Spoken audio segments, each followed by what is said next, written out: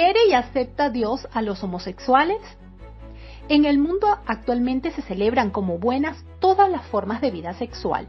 Inclusive en muchos países hay leyes que apoyan y amparan a la comunidad LGTB, es decir, lesbianas, gays, bisexuales y transgénicas.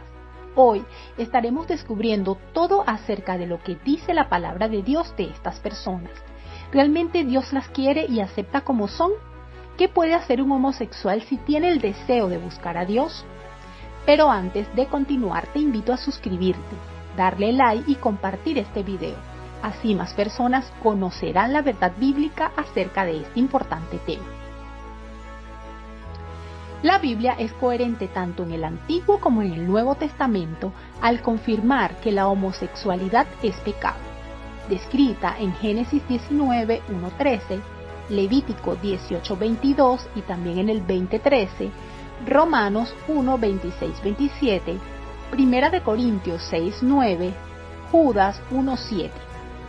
Las normas de santidad de Dios no cambiaron con la venida de Jesús, porque Dios no cambia. Malaquías 3:6 y Hebreos 13:8. El Nuevo Testamento dice que la homosexualidad es pasiones vergonzosas en Romanos 1:26, un hecho vergonzoso, un abandono de las relaciones naturales, Romano 1:27, una maldad, Primera de Corintios 6:9, y inmoralidad y perversión sexual, Judas 1:7. La homosexualidad conlleva a una retribución de vida, Romanos 1:27. Se opone a la sana doctrina, Primera de Timoteos 1:10, y figura entre los pecados que excluyen a las personas del reino de Dios, Primera de Corintios 6:9. A pesar de los intentos de algunos gobiernos por restar importancia a estos versículos, la Biblia no puede ser más clara en cuanto a qué es la homosexualidad, y por tanto es un pecado en contra de Dios. De hecho, estas políticas de índole inclusiva buscan dejar a un lado las enseñanzas bíblicas y el orden sexual de Dios. En 2 de Timoteo 4:3 dice: porque llegará el tiempo en que no van a tolerar la sana doctrina, sino que, llevados de sus propios deseos, se rodearán de maestros que les digan las novelerías que quieran oír. Entonces, la Biblia describe la homosexualidad como una abominación, una perversión inmoral del orden creado por Dios. La carta de Pablo es explícita. En 1 de Corintios capítulo 6, versículos 9 y 10 dice: ¿no sabéis que los injustos no heredarán el reino de Dios? No erréis, ni los fornicarios, ni los idolatras, ni los adúlteros, ni los afeminados, ni los que se echan con varones, ni los ladrones, ni los avaros, ni los borrachos, ni los maldicientes, ni los estafadores heredarán el reino de Dios. En este caso, se entiende que Pablo identifica a varones homosexuales en sus roles, tanto activos como pasivos. Romanos 1, 26 y 27 dice que la homosexualidad es el resultado de negar y desobedecer a Dios. Cuando las personas continúan en el pecado y en la incredulidad, Dios las entrega a un pecado aún más perverso y depravado, para mostrarles la futilidad y la desesperanza de la vida aparte de Dios. Uno de los frutos de la rebelión contra Dios es la homosexualidad. 1 de Corintios 6:9. Esta actividad transgreden el orden creado por Dios y no son salvos. La homosexualidad viene desde tiempos antiguos. Antes de Cristo, esta práctica ya se realizaba. Y es claro que en Génesis Dios dice: hombre y mujer los creó. Es decir, solamente existen dos géneros, eso está claro. Sin embargo, la naturaleza omnipresente del pecado hace que veamos el mundo y nuestras propias acciones a través de una perspectiva distorsionada. Nuestros pensamientos, deseos y disposiciones se ven afectados. Por lo tanto, la atracción homosexual no siempre resulta un proceso activo y voluntario. Puede que no haya una elección consciente de pecar, sino que surge de la naturaleza pecaminosa. La atracción hacia personas del mismo sexo siempre es, en cierta medida, una expresión de la naturaleza caída. Como seres humanos pecadores que vivimos en un mundo pecaminoso, Romanos 3:23, estamos asediados por debilidades, tentaciones e inducciones al pecado. Nuestro mundo está lleno de sueños y trampas, incluyendo la tentación de practicar la homosexualidad. Las personas no siempre pueden controlar cómo o qué sienten, pero pueden controlar lo que hacen con esos sentimientos. Primera de Pedro 1:5-8. Todos tenemos la responsabilidad de resistir la tentación, como lo dice Efesios 6:13. Todos debemos ser transformados mediante la renovación de nuestra mente, en Romanos 12:2. Y todos debemos andar por el Espíritu para no satisfacer los deseos de la carne, Gálatas 5:16. La Biblia no describe la homosexualidad como un pecado mayor que cualquier otro. Todo pecado es ofensivo para Dios. Sin Cristo estamos perdidos, sin importar el tipo de pecado que nos haya enredado. El resultado del rechazo de una sociedad al gobierno de Dios en sus vidas, Dios los entregó a la inmundicia en la concupiscencia de sus corazones, de modo que deshonraron entre sí sus propios cuerpos, ya que cambiaron la verdad de Dios por la mentira, honrando y dando culto a las criaturas antes que al Creador. Romanos capítulo 1, 24-25. También los versículos 26 y 27 dicen: por esto Dios los entregó a pasiones vergonzosas, pues aún sus mujeres cambiaron el uso natural por el que es en contranaturaleza, y de igual modo también los hombres, dejando el uso natural de la mujer, se encendieron en sus lascivias unos con otros, cometieron hechos vergonzosos hombres con hombre, y recibieron en sí mismo la retribución debida a su extravío. Cuando Dios nos habla en la frase Dios los entregó, significa que cuando insistimos en desafiar a Dios, Él finalmente nos permite la perversión que exigimos, y eso es un juicio en sí mismo. El comportamiento homosexual es el resultado de ignorar a Dios y tratar de crear nuestra propia verdad. Cuando desafiamos la clara instrucción de Dios, cosechamos el debido castigo de nuestra desobediencia. Segunda de Tesalonicenses 1, 8 y 9, y también lo podemos encontrar en Apocalipsis 21, 8. Ahora, volvamos a la pregunta inicial. ¿Quiere y acepta Dios a los homosexuales? Acá responderemos dividiéndola en dos palabras: quiere y acepta. Definitivamente Dios es amor. Hay una frase popular que se hizo muy famosa entre los cristianos que dice que Dios ama al pecador, pero aborrece el pecado. Esta frase, aunque no es bíblica, podemos encontrar en Judas, capítulo 1, 22 y 23, algo muy cercano a dicha interpretación. Y dice: tengan compasión de los que dudan, a otros sálvenlos, arrebatándolos del fuego. Compadézcanse de los demás, pero tengan cuidado, aborrezcan hasta la ropa que haya sido contaminada por su cuerpo.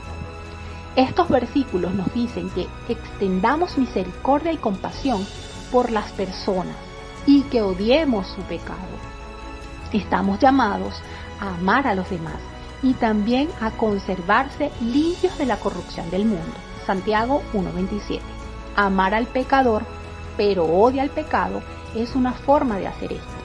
También es importante entender como cristianos que somos embajadores de Cristo, 2 Corintios 5:20, y que todas las personas necesitan amor y gracia, incluyendo los homosexuales. Es importante tener en cuenta que Dios es completamente justo y al mismo tiempo perfectamente amoroso. Éxodos 34, 6 y 7. Dios no puede perdonar el pecado sin el sacrificio expiatorio de su Hijo.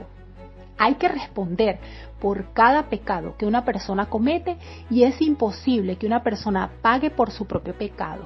Solo a través de Cristo hay perdón de los pecados. Entonces, es importante dejar claro que aunque los ama, no aceptan lo que hace.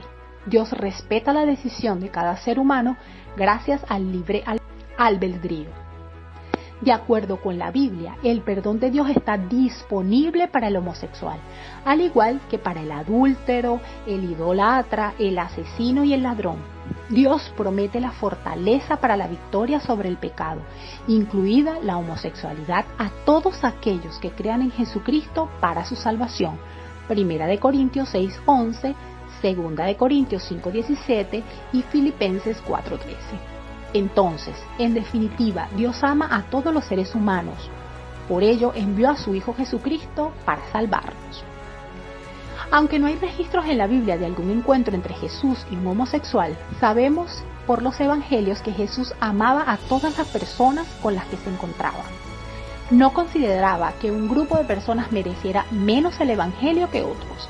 De hecho, se desvió de su camino para liberar a un hombre endemoniado en Marcos 5:1-20 y llevar esperanza a una mujer inmoral de un origen étnico que era despreciado en Juan 4. Curó a los leprosos, Lucas 17:10-19, perdonó a una adúltera, Juan 8:1-11, y comió con los recaudadores de impuestos, Marcos 2:16, todos los cuales eran considerados inadecuados para estar en compañía de personas justas. Podemos suponer entonces que Jesús también habría pasado tiempo con los homosexuales. Jesús vino a buscar y salvar a los perdidos, como lo dice Lucas 19:10.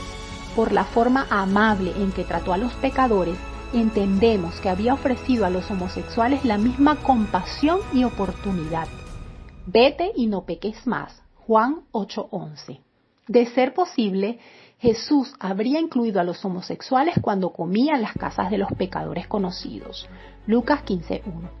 Es importante señalar que la elección que Jesús hizo para juntarse con los pecadores fue con un solo propósito.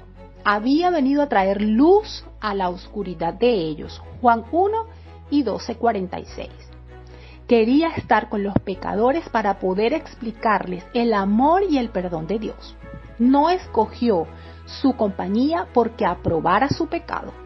No participó ni permitió el pecado de ninguna manera. Vino a sacar a la gente del pecado sin tan solo creyeran en él. Lucas 7:36-50. Él veía a cada persona como alguien creado a la imagen de Dios. Génesis 1:27. Veía cómo era la persona que él había creado. Vio su miedo, su confusión, sus penas y su futuro sin él. Ofreció a todos el mismo perdón y la misma transformación cuando estaban dispuestos a hacerle Señor de sus vidas. Pablo hace una lista de muchos de los pecados de los corintios. ¿Alguna vez practicaron la homosexualidad? Está en la lista. Sin embargo, en 1 Corintios 6:11 les recuerda: y esto erais algunos, mas ya habéis sido lavados, ya habéis sido santificados, ya habéis sido justificados en el nombre del Señor Jesús y por el Espíritu de nuestro Dios. En otras palabras, algunos de los corintios, antes de ser salvos, vivían estilos de vida homosexual, pero ningún pecado es demasiado grande para el poder que tiene Jesús de limpiarnos. Una vez limpios, ya no estamos marcados por el pecado. Jesús es el libertador, Salmo 18:2-1 y Corintios 6:11, y estamos llamados a comunicar ese mensaje. Somos pacificadores, ya que se nos ha confiado el ministerio de la reconciliación, 2 Corintios 5:18. Siguiendo el ejemplo de Cristo, podemos extender la amistad a los homosexuales, demostrar su amor por ellos, orar por ellos y festejar todo lo que podamos encontrar en común. En nuestra interacción con amigos homosexuales debemos tener cuidado de no dar la impresión de que estamos validando su pecado. No podemos permitir que nuestro amor por una persona gay nos haga comprometer la palabra de Dios. La buena noticia es que la homosexualidad no es un pecado imperdonable. Se puede perdonar, al igual que la avaricia, el robo, el asesinato, siempre y cuando haya arrepentimiento genuino y se acuda a Dios. Hechos capítulo 2, versículo 38. Él nos da una nueva identidad, 1 de Pedro 14, Colosenses 2:13. En 2 Corintios 5:17 dice: si alguno está en Cristo, nueva criatura es. Las cosas viejas pasaron, he aquí, todas son hechas nuevas. Esas cosas viejas incluyen los antiguos pecados que antes nos tenían cautivo. Cuando antes nos definíamos por nuestros pecados, nacer de nuevo, Juan 3:3, significa que ahora nos definimos por Jesús y su justicia, Colosenses 3:3. Un ladrón ya no tiene que definirse a sí mismo como un ladrón, ha sido limpiado de sus antiguos caminos y hecho nuevo en Cristo. Un asesino, por ejemplo, Saulo, antes de convertirse en el apóstol Pablo, es perdonado y conformado a la imagen de Cristo. Gálatas 1:13, Primera de Corintios 15:9 y Romanos 8:29. Y alguien atrapado en la homosexualidad puede ser liberado para caminar en la pureza cuando él o ella esté de acuerdo con Dios sobre el pecado y confía en su poder para perdonar y restaurar. Así que si eres una persona homosexual, recuerda que Dios te ama de una manera que nunca podrás imaginar y está esperando que vengas a Él para ser transformado según con lo que dicen las Sagradas Escrituras.